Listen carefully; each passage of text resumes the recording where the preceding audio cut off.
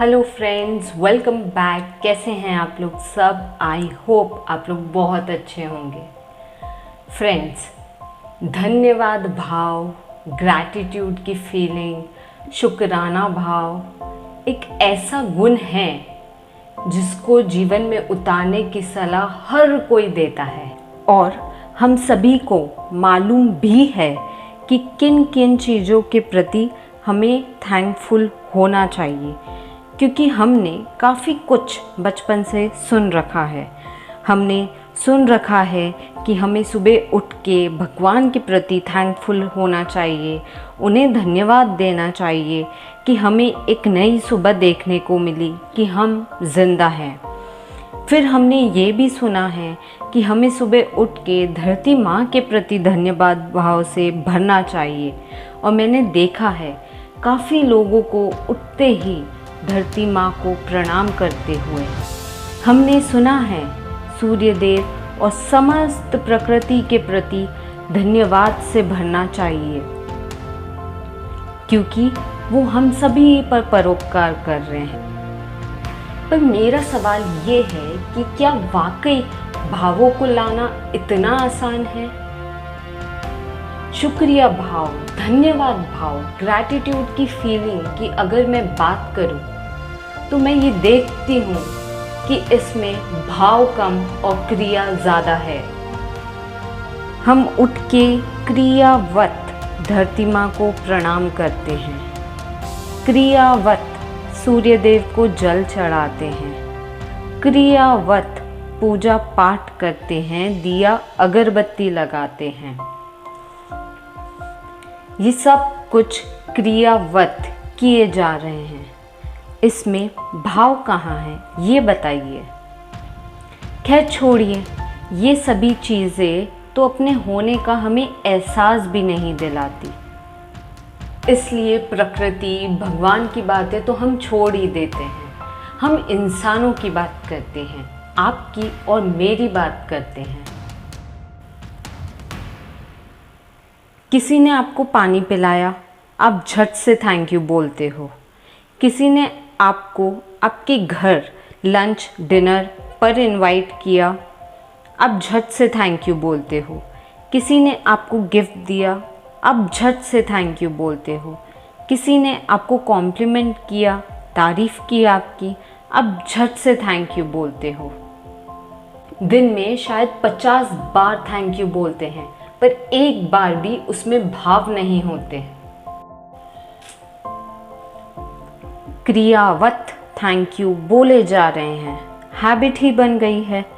Thank you बोलना basic manners है जो बचपन से हमें सिखाया जाता है कि कोई आपको सराहे तब आप थैंक यू बोलो, कोई तारीफ़ करे तो थैंक यू बोलो, कोई मदद करे तब थैंक यू बोलो।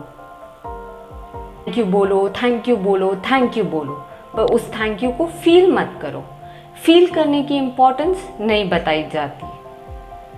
मैं थैंक यू बोलना, धन्यवाद बोलना, इन चीज़ों के खिलाफ नहीं हूँ। मैं बस ये बता रही हूँ कि यूज़लेस है वो, कोई सार नहीं है उसका, कोई अर्थ नहीं है उसमें, क्योंकि वो सिर्फ आपके शब्द हैं, हमारी आदत हैं।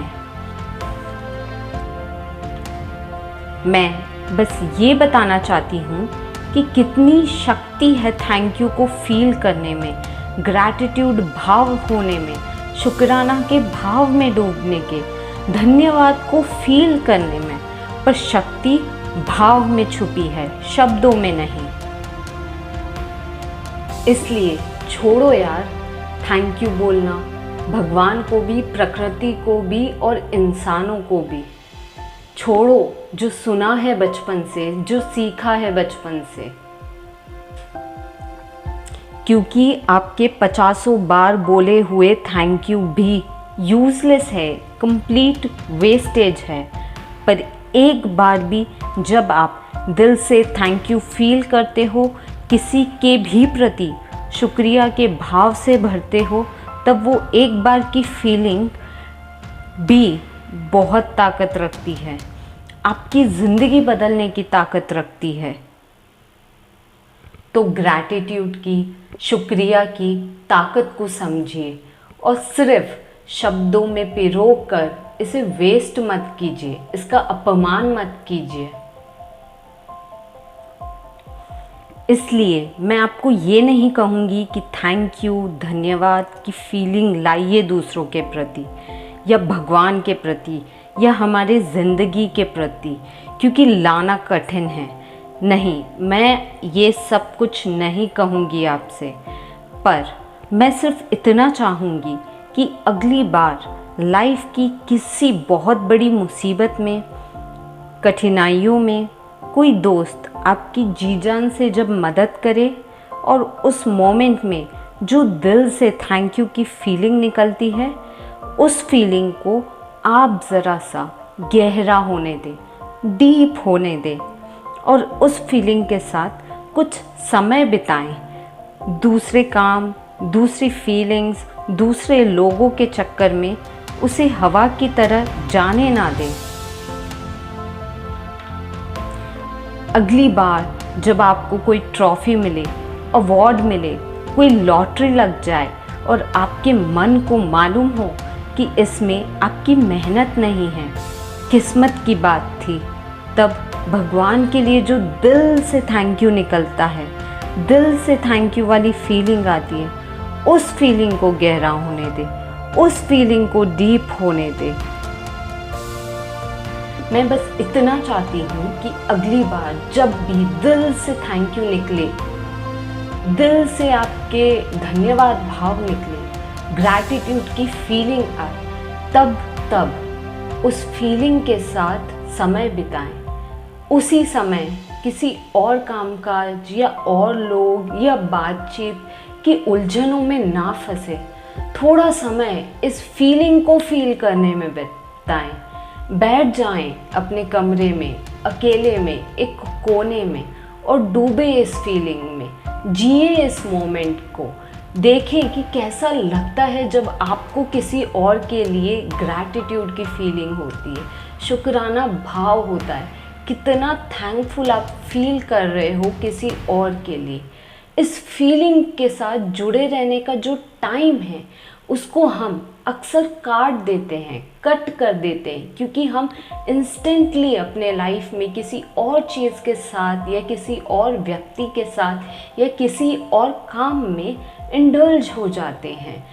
पर बस मैं इतना ही चाहती हूँ कि आप ऐसे मोमेंट्स पे रुक जाएं, अकेले हो जाएं, काट ले अपने आप को सभी विचारों से और बाकी लोगों से, और आपकी जो इतनी प्योर ग्रैटिट्यूड की फीलिंग आ रही है उससे देखें, उसमें डूबे, उसको एंजॉय करें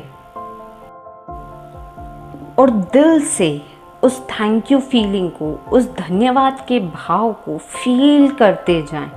अपने इस फीलिंग के साथ जीने के टाइम को बढ़ाते जाएं।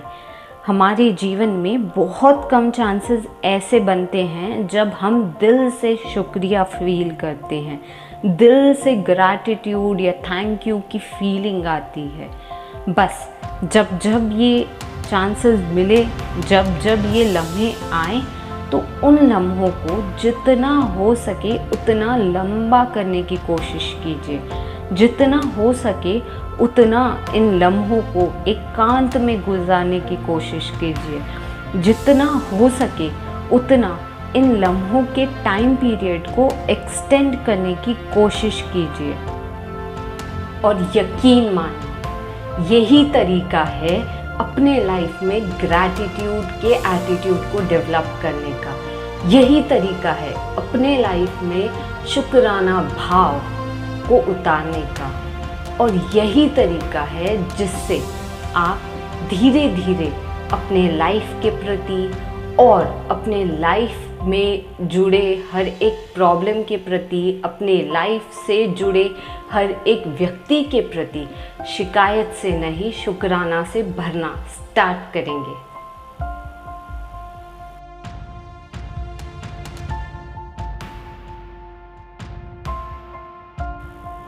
Thank you guys for watching my video. अगर आपको मेरी वीडियो अच्छी लगी हो तो इसे लाइक शेयर ज़रूर कीजिएगा, मेरे चैनल को सब्सक्राइब कीजिएगा।